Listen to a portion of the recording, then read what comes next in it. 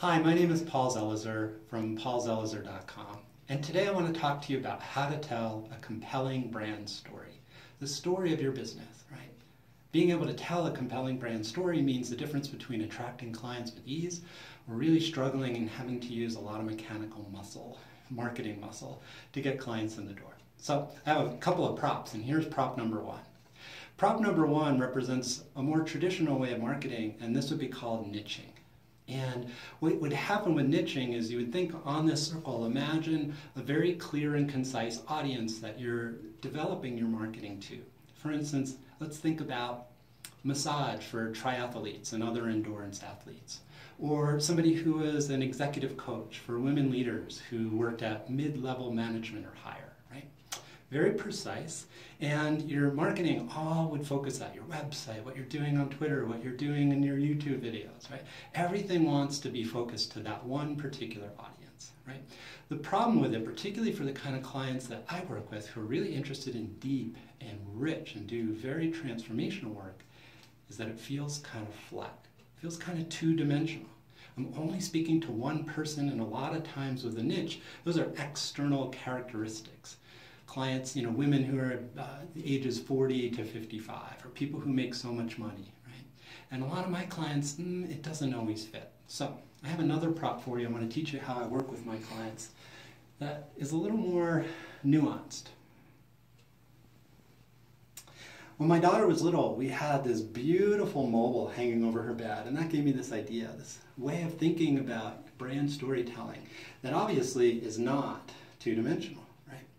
And this particular mobile is butterflies, the symbol of transformation, which something that's close to my heart. So you can see here that we have 5 butterflies, right? A red one, a blue one, a green one, a yellow one, and an orange one. And think about each one of the butterflies as what I would call a cornerstone in the story of your brand, the story of your business, right? So for instance, I'll tell you the story of my business in 5 cornerstones. For paulzelizer.com, the cornerstones, these 5 butterflies, are mindfulness, conscious entrepreneurship, social marketing, transformational leadership, and aliveness and fun. I'm kind of a weird guy who would think about like bringing butterflies and a mobile into a marketing video, right? So that's the way I can tell my story that doesn't feel so flat, right? And the way that that works, when you know what those cornerstones are, and it takes some contemplation, you have to do some work to like introspect and figure out what they are.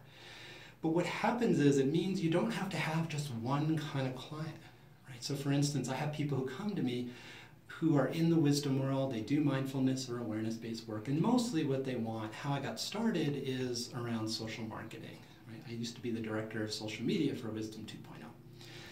But the beauty of doing it this way is social marketing is only one of these cornerstones, right? I also have people who come to me for transformational leadership, right? They're a leader and things are maybe getting a little turbulent. Maybe the company's growing or going through significant changes, and they want to work on leadership work and are not so interested in the marketing. But because these 5 elements have been consciously created, and they, to use the words of a marketing mentor of mine, they hang together well, right? When you spend time and you think about how do these different elements, these cornerstones, hang together well, then you have a brand story that can move depending on what context you're in. When somebody approaches you. Now, you don't want to I'm not suddenly going to become like a women's Olympic athlete coach, right? That doesn't fit in this brand story, right? But I can have some more flexibility for things to move and change while it all still hangs together well, right? So that's how I like to think about approaching a brand story when you have deeper transformational kind of work that you use. So if you're interested in this, I have a blog post called Zen and the Art of Branding. It'll walk you through this. And if you want some help and you want to be in a community and really do a deep dive in figuring out what is your brand story, what are the elements, and how do we have it hang together well, I'm doing a retreat next month here in Santa Fe, New Mexico. Incredible place. It has a very rich tradition of storytelling with a wonderful woman named Tanya Taylor Rubenstein. And she's the founder of the Global School of Story. So Tanya's been doing 30 years of story work. I've been doing marketing and branding work with very high leverage wisdom and mindfulness brands, and the two of us are coming together to lead a small group. You can find out more about that at yourgrandstory.com. It's called Your Grand Brand Story Retreat. So go check that out, yourgrandstory.com, and thanks for listening and playing along with me and my little butterflies today. Thank you so much.